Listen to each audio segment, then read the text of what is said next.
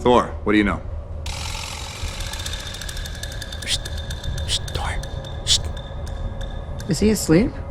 No. I'm pretty sure he's dead. Thor. Come on. We're gonna start. Come on. Just like we practice. Come on. Oh.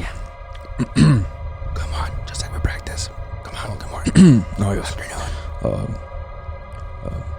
Come on. Good morning. Good afternoon. Good evening. No. Good night.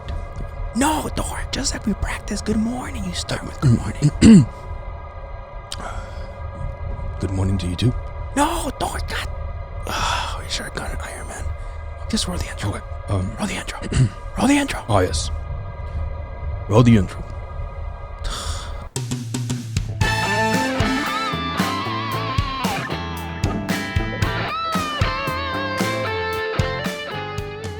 Hello. Well, welcome back. Thank you for watching that intro there. That was my best shot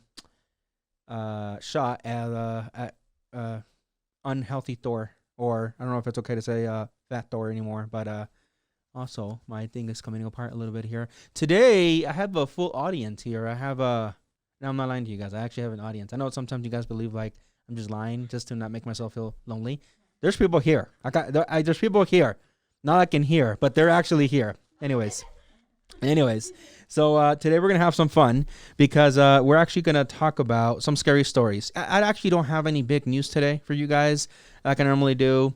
The family's here, kids are here, and it's Halloween. So let's have a little bit of fun. Let's disconnect a little bit from all this, reality, just for a little bit, and leave some of those real scary stories of the real world behind.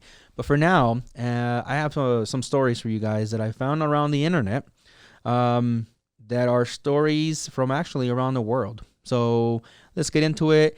Get your popcorn, your drink, your food, turn the lights down, get a pillow. They're like, am I going to go to sleep or we're going to... get comfy. This is going to be a family-friendly show, don't worry.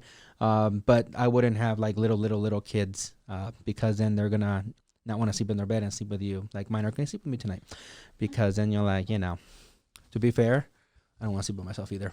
Sorry, it gets in my mouth. It gets all over the place. The first story we have it's actually out of Japan, and that is a story about Mary-san no Denwa. And it translates allegedly, roughly, to phone call from Mary, which I'm like, maybe not, because it's not true. Excuse me, it's really bad. Sorry. This popular Japanese urban legend is about a porcelain doll. After being abandoned by her owner, she decides to murder her. For every step she takes, getting closer and closer to her victim, she greets the girl with a phone call. What sounds like a prank at the beginning of the story grows darker and darker in tone as the story goes on. So here's how it starts. A family moving houses with their daughter throws away a porcelain doll named Mary. That night, the girl gets a phone call. Hi, it's Mary. I'm in the garbage dump. The girl hangs up, but the phone rings again. Hi, it's Mary. I'm at the corner store. The girl hangs the phone, but the phone rings a third time. And the voice says, Hi, it's Mary. I'm in front of your house. The girl, irritated, works up the courage to open the front door, but sees nobody there. Must be a prank, she thinks. And then the phone rings again. Hi, it's Mary. I'm right behind you. The girl turns around and the door shuts. Close. And I scared you, huh? I got you, because I got them for the second time. Same story. They're probably thinking like it's gonna be, please be Bob. Don't be Mary. Don't be Mary. It's Bob. Don't be Mary. It was Mary. She got her. Gotcha. All right, let's move on to another story. And this one comes out of the USA, and that is Bloody Mary. The urban legend is about a young girl named Mary Worth, who was very pretty and would spend hours admiring herself in front of her mirror. One day, she suffered a terrible accident, and her face became so disfigured that nobody could stand the sight of her. One night, after deciding she had to see the damage for herself, she crept into the bathroom and stared at herself in the mirror and broke down screaming and crying. She wanted her old face back so badly that she walked into the mirror, vowing to find it, but was never found again. To this day, she haunts girls who can summon her if they dare by turning off the bathroom lights and calling her 3 times. Bloody Mary, Bloody Mary, Bloody Mary. Wait, not scared of that, don't worry. Don't worry, I bet you a lot of people are like, oh, he's gonna slam the guest again. No, don't worry, that was so scary as it is. So scary. I'm scared, I'm not gonna lie. I'm scared. I'm scared. I'm a llorón. I'm telling you right now, I get scared really easily about these stories. I was watching a movie the other day. By the way, spoiler alert, the movie, what's the doll movie? The Boy. So dumb, okay? But throughout the whole movie, I was like, oh, okay, that wasn't scary. And yeah, it had pretty good scares, but it was not even a real scary movie. It was more of like a psycho. Again, spoiler alert. And I was terrified. I'm not gonna lie to you. I kept asking my daughter, I'm like, you scared? No, yo tampoco. I didn't get scared either. But don't leave me out here. Don't leave me back here. That's scary. That's scary shit. Sorry. All right. The last story we have, again, guys, this is just a very light show. Thank you for watching. If you're watching this, we're just, family time, scary stuff. You probably don't have anything else better to do anyways. Let's go ahead and read a story from the classic Scary Stories to Tell in the Dark book, and that is the Just Delicious. Before we started filming, we read a couple of these with my family, and they're like, meh, which, to be quite frank, I was like, there's something wrong with you guys. Like, who are your parents? I was kind of scared when I read by myself. I was reading them in here earlier by myself. I got to turn the light on.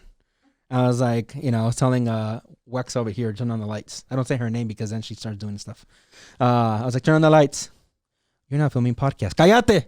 Turn the lights on. Scared.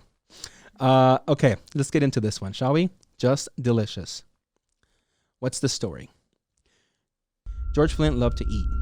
Each day at noon, he closed his camera shop for 2 hours and went home for a big lunch with his wife, Mina, who cooked for him. George was a bully, and Mina was a timid woman who did everything as he asked because she was afraid of him. On his way home from lunch one day, George stopped at the butcher shop and bought a pound of liver. He loved liver.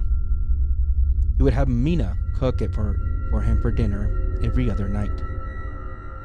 Despite all his complaints about her, she was actually a very good cook. While George ate his lunch, Mina told him that a rich old woman in town had died. Her body was at church next door. It was an open coffin. Anyone who wanted to see her could. As usual, George was not interested in what she had to say. I have to go back to work, he said. After he left, Mina began to cook his liver. She added vegetables and spices and simmered it all afternoon, just the way George liked it. When she thought it was done, she cut herself a small piece just to taste it. It was delicious, the best she had ever made. She ate a second piece and a third. It was so good, she could not stop eating it. It was only when the liver was all gone that she thought of George. He would be coming home soon. What would he do when he found out she had eaten all of his liver. Some men would laugh, not George. He would be angry and mean, and she didn't want to face that again. Where could she get another piece of liver that late in the day? Then she remembered the old woman lying at church next door. George said he had never had a better dinner. "Have some liver, Mina," he said. "It's just delicious. Best you've ever made." "I'm not hungry," she said. "You finish it." That night, after George had fallen asleep, Mina sat in bed trying to read.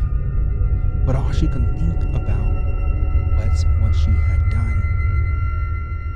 Then she thought she heard a woman's voice. "Who has my liver?" it asked. "Who has it?" Was it her imagination? Was she dreaming? But the voice got closer. "Who has my liver?" it asked again. "Who has it?" Mina wanted to run. No, she whispered. "I don't have it. I don't have your liver." Now the voice was right next to her.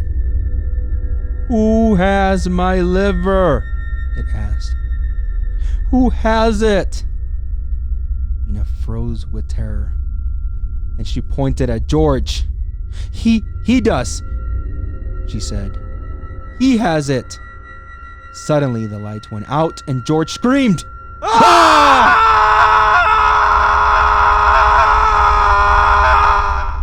And that's it. That's it. There's nothing else. We don't know what happened to George. There are speculations, though. Some people think that, George was screaming and, and happiness. Others think that George is gone. That he was eaten by the old woman. Who knows? It's up to imagination. It's up to your imagination. And that's the fun of these stories, right? Now, I will tell you guys a little story that has nothing to do with any of these. This is a story that I know growing up. You ready? In all families, right? We have these stories that you grew up with. I'm pretty sure maybe you have some stories, right? Of tales of, ghosts or sounds or noises. I'm going to tell you one of them myself. Growing up, I used to visit my grandmother. And she has a very big home. And I mean a very big home. It's 2-story. We used to live there, in fact. And it was so big that during the winter, you cannot get that home warm enough, with heaters going on and everything. And at every corner, in every hallway, I get scared. I think I told my family this. And it's because of a story that I grew up with. When I was little, my family used to send pretty much all of the grandchildren, you can say. I come from a big family. My family, very traditionally speaking, had a lot of kids and a lot of grandchildren. Well, all the grandchildren, including me, went to the house. And, well, in order to keep us downstairs, because this home is a 2-story home, they used to tell us that we shouldn't go upstairs because my grandmother's mother was upstairs. And none of us ever understood what that meant. I don't think any of us really knew that she was implying that her dead mother was upstairs. Well, we never knew this until we got a little older. But essentially, when my grandmother's mother passed away, one of my cousins allegedly saw her upstairs in her one of her final resting places. And she asked her for water. And when she brought her water, the lady was no longer there. Later throughout the years, people would say that whenever they slept in that room, they would see a figure at night.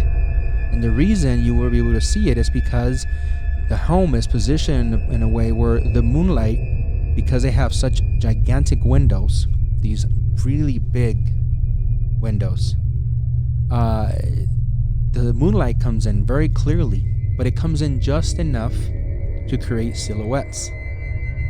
Well, I will tell you that in one of the rooms that I did not want my kids to sleep when we were living there for a while, it was because of that. Because that was the room that everybody used to see her at night when the lights were off. It's probably one of those things, right? One of those stories that you hear growing up, but I never forgot it. And to this day, when I visit that home, I'm pretty sure I saw my pants very, very lightly. No, it's in the room next door. And my wife's like, it's not where we were staying, right? Because I remember seeing, cierto, ni sabe. Probably made this whole thing up right now. She's like, I saw something. I saw it too. So that's one story. But let me tell you one more story. And that is a story that I think it has been retold many different ways. The last story that I have for you guys is one that I read, I'm sure, in a books at one point some time back. And it's one of those stories as a kid, right around my kid's age, that I think I never forgot. It starts like this. Coming home, I don't remember the character name, so we're just going to name this character Bob. Bob, coming home from work on a rainy night, was very tired. But he needed to get home. On his way home, he saw a boy standing outside right underneath a dim light. What was, I guess, makes this a little bit more scary and unusual is that it was a day that it was raining, and it was raining very heavily. And I mean heavily. According to the story I remember reading, there was even lightning and heavy winds, and it was all sorts of crazy. But here again was this boy, a boy that probably was no older than maybe 6-7 years old. So what was a child doing outside under those conditions? Bob naturally felt guilty and decided to pull over. And he asked the boy, "Boy, what are you doing here? What are you doing out here?" The boy, sniffling and crying, said, I'm waiting for my mommy." He said, "Your mommy? Do you know where you live?" The boy said, "Yes," nodding up and down. Bob said, "Get in the car. I'll take you there. Come on. Don't be afraid." And the little boy hopped in the car. After closing the door, Bob asked the boy, "What were you doing out there? How do I get to your home?" And the boy said, I don't know. I don't remember. I just remember being in the car with my mom, and then I woke up there." "You woke up there?" "Yeah." "Well, that's awfully strange. Okay, well, where do you live?" "If you keep going, I can tell which house it is. It's actually not far from here." Bob drove. No more than just a few blocks. The boy said, "It's here. I live here." And Bob said, "Oh, okay. Well, go ahead. Get on, and I'll wait here until you get to your doorstep." And the little boy said, "Oh, okay. Well, thank you, mister. Thank you so much." Little boy hops off the car, walks to his home, runs up the few steps, and then Bob feels, okay, the boy is safe. Bob was so tired he just wanted to get home, so he also drove off, eager to get to bed. The next morning at work, Bob couldn't felt to just remember that little boy's face. What was he doing? He was so pale. He was so cold out there. Bob had to make sure that the boy was okay, didn't get any kind of hypothermia. So as soon as his shift was over, he vowed to make sure he stopped at that boy's house. He was sure he can remember the house. As soon as Bob was out of work, he drove, just as he said, to the boy's home. Hopped off his car, walked up the same steps, knocked on the front door, but no one would answer him. He waited, knocked again, and just as Bob was about to leave, the door creaked open. "Can I help you?" a woman's voice said. "Oh, I'm sorry, miss. I don't mean to cause any trouble. I'm curious, that's all." The woman continued and said, "Okay, how can I help you?" "Last night, maybe it was your son. I just wanted to know, is he okay?" The woman opened the door fully to reveal herself. "What do you mean?" as she stepped out of the door with a cane. I dropped off a boy here late last night." "A boy?" "Yes. Maybe 6 or 7 years old at most.